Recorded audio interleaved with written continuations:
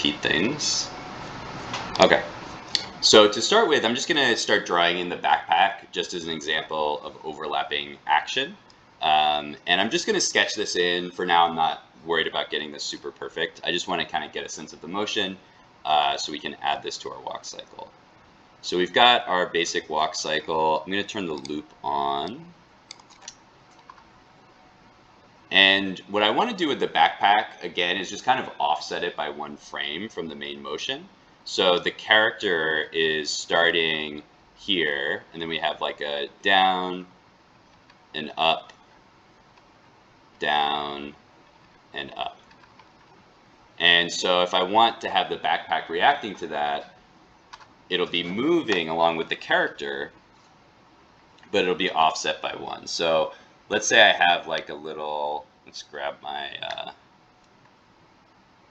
I would normally, do some sketching, but I'm just going to go ahead and draw this in black. So let's say my rocket pack looks kind of like this. I'm just going to kind of make it stylized a little bit like that, so it doesn't take up quite as much space. And I'm going to draw, oops.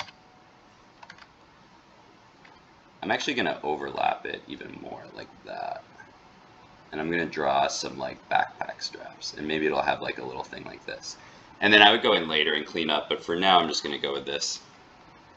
So if that's like our natural position, when the character goes down, since the rocket pack is not attached to the body of the character, it's not going to move down right away. It's going to be delayed by a frame.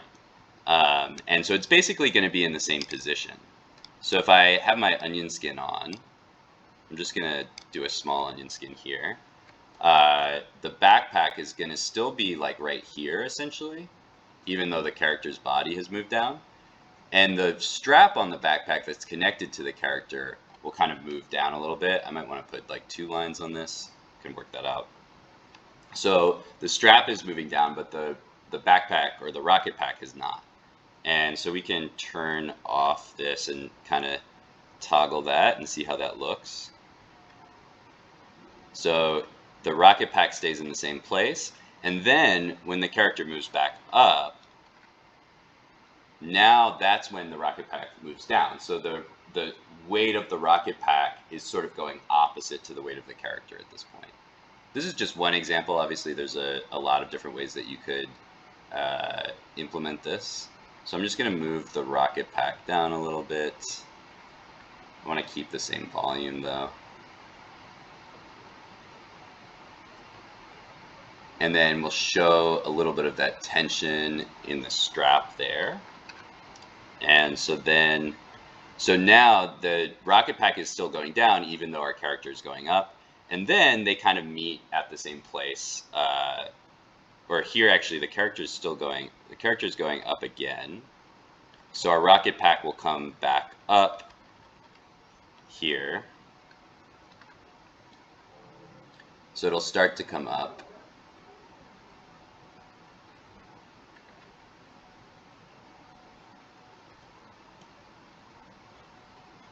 Something like that.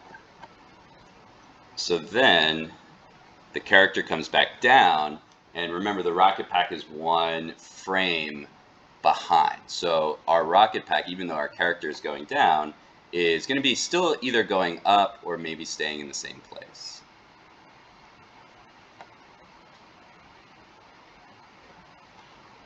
We could kind of play with that, but I think that'll be okay.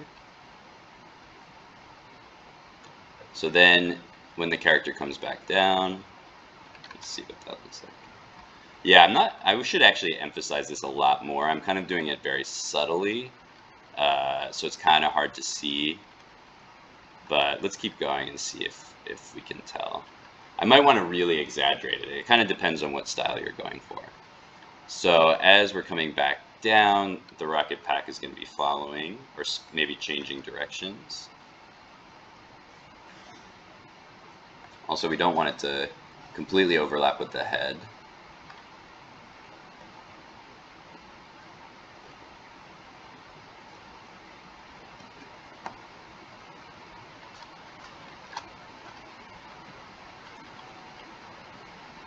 And then now the character is coming back up, but the weight of the rocket pack is still going down. So it's kind of, with this short of a walk cycle, it's almost like basically the opposite, but it's really just one frame behind.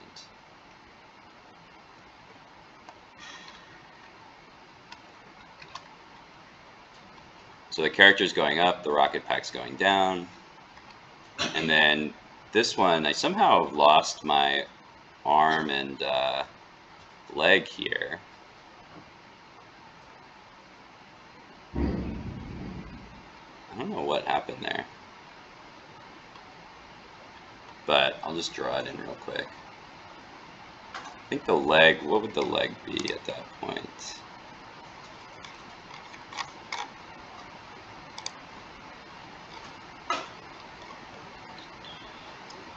Okay, the leg is pushing off.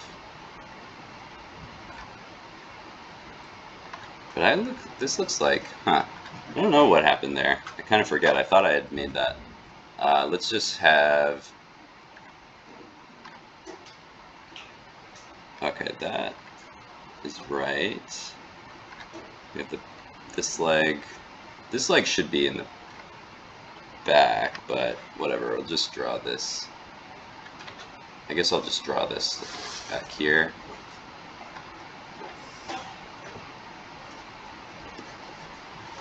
No, okay. I'm just going to leave that. I don't know where that leg went, but let's just focus on the rocket pack. Okay, so now we're back to normal, and the rocket pack will come back with us.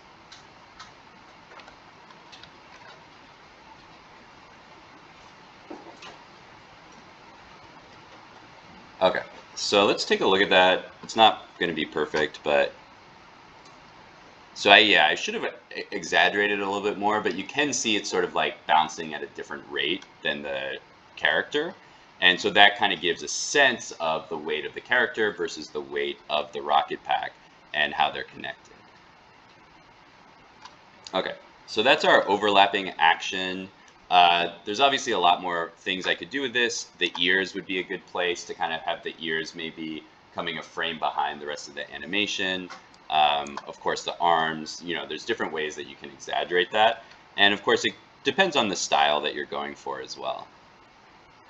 Okay, so now we want to talk a little bit about cleaning things up and a couple different ways that we can approach that before we do our coloring in the second part of class. So one way of cleaning things up is just going with what we have, but like really making sure that all of the lines are really smooth and exactly where we want them. Another way of cleaning things up is making layers, introducing new shapes, and making things super, super clean.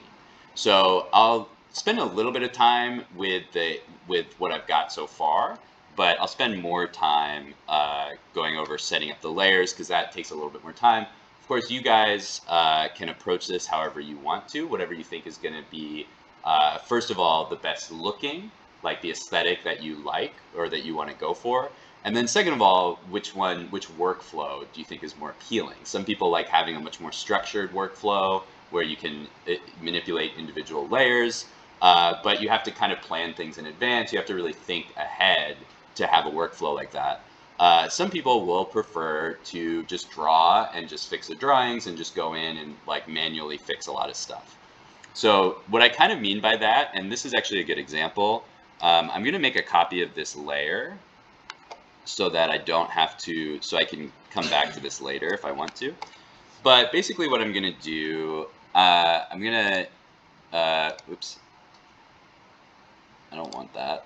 I'm going to make a copy. So I'm going to duplicate this layer, and then I'm just going to lock and hide this other layer so I can come back to this if I want to.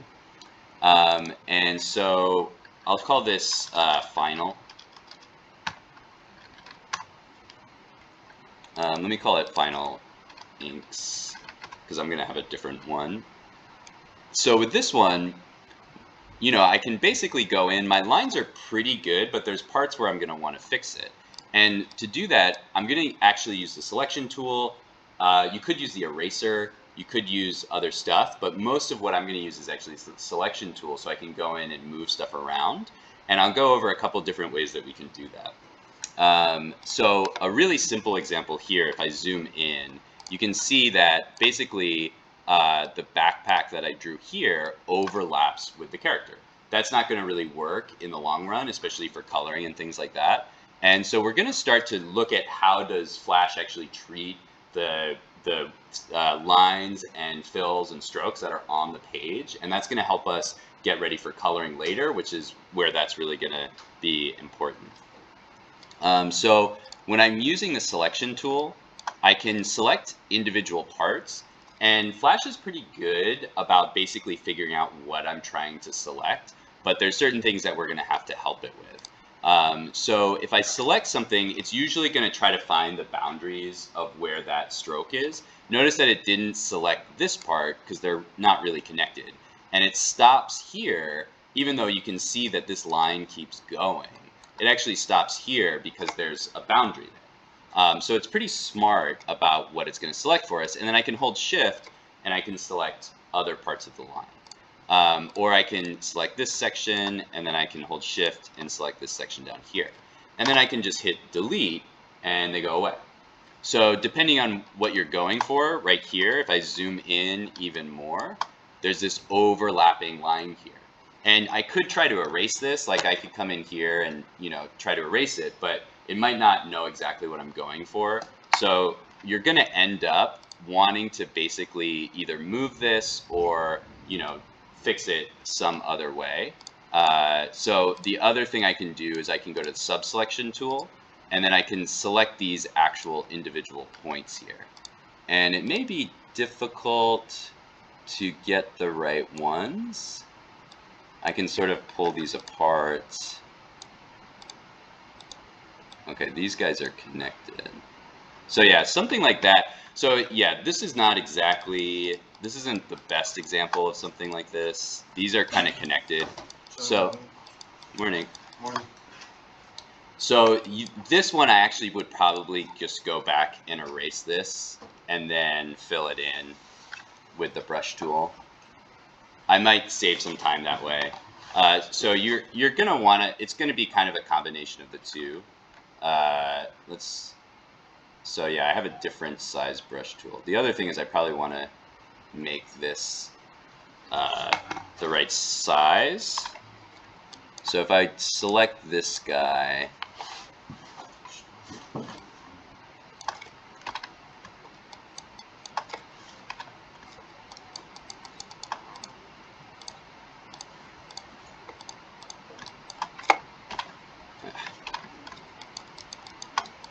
Okay. These are a little too close. Usually it'll let me select just this little part.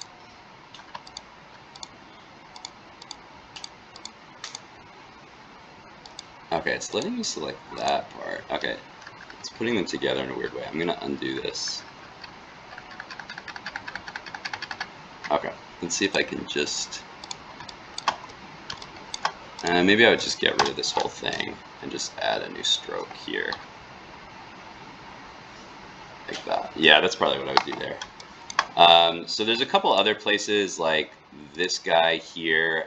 That's usually what it will look like. Like I can just get rid of that. I can get rid of that.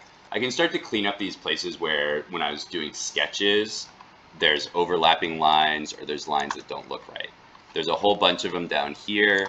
So I would go in here and I'm hoping, yeah, normally, so it'll normally do a pretty good job of breaking up these lines in a way that will let me kind of fix them.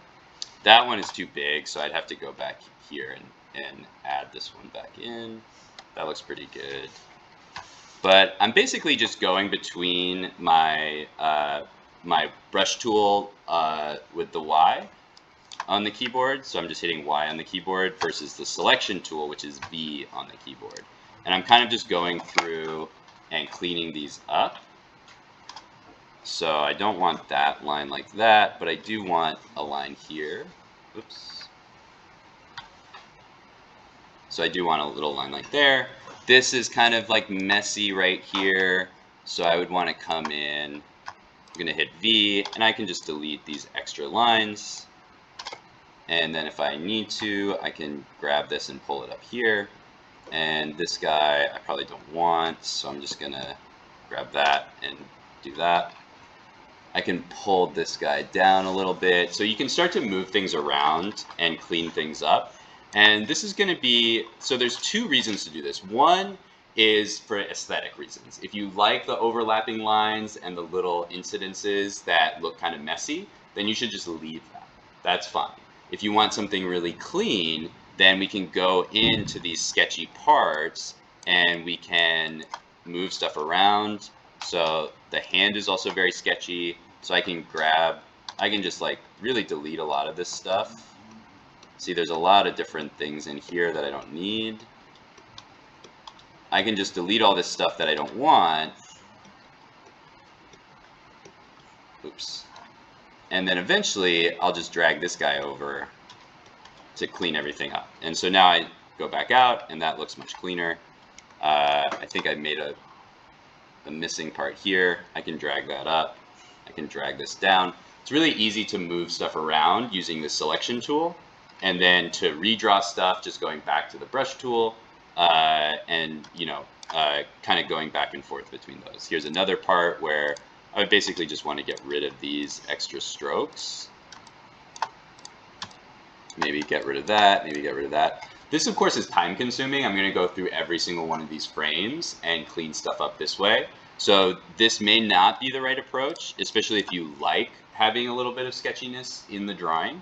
You don't have to go through and do it that way. So that's one approach. You're just going through with the selection tool, moving stuff around, shifting stuff over, deleting unnecessary little lines, maybe redrawing lines where you need them.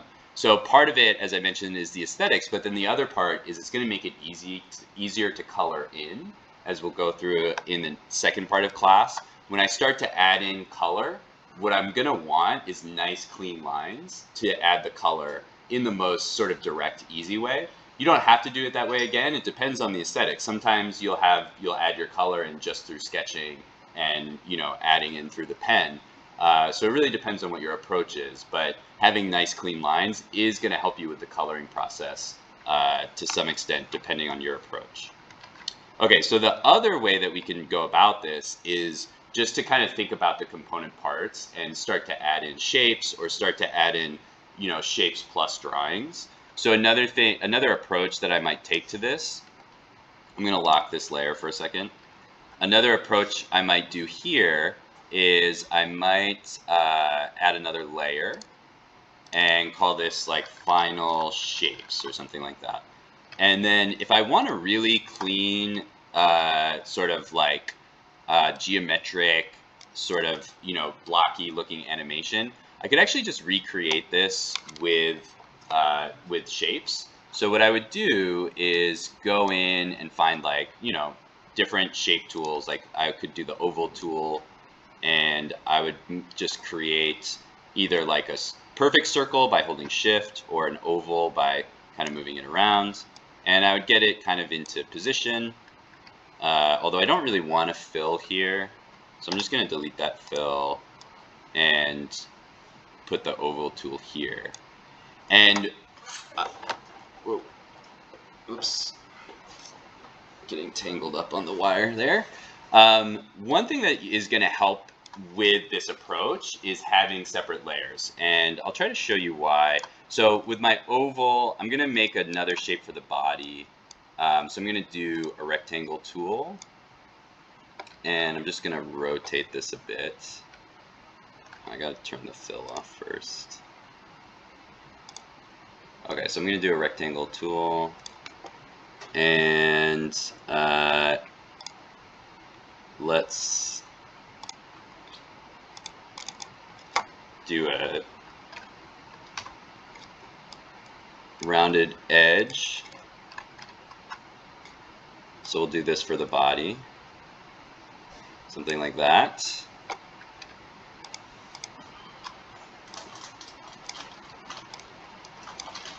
It's not really big enough, but that's okay. We can transform. Okay, so I'll get the transform tool, and I'll kind of rotate it, and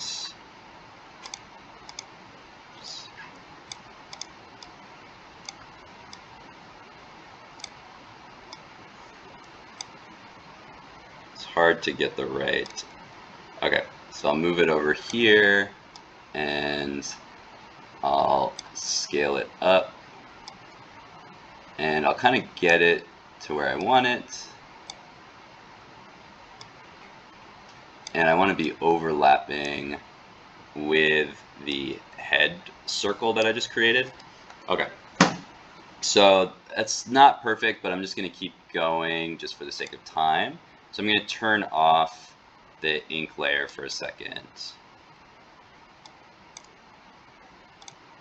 Okay, so now I've got the head and the body, and again, I can just go in and select these sections that are overlapping and then just delete them.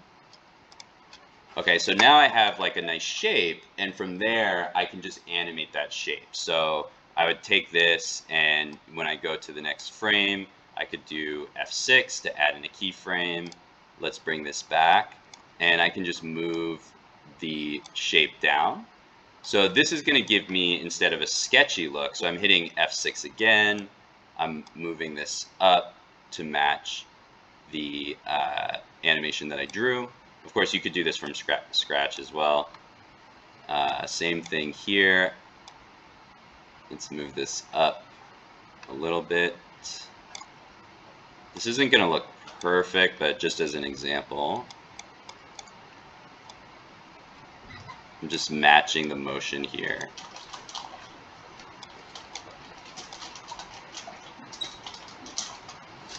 I need to zoom in a little bit on this one. There we go.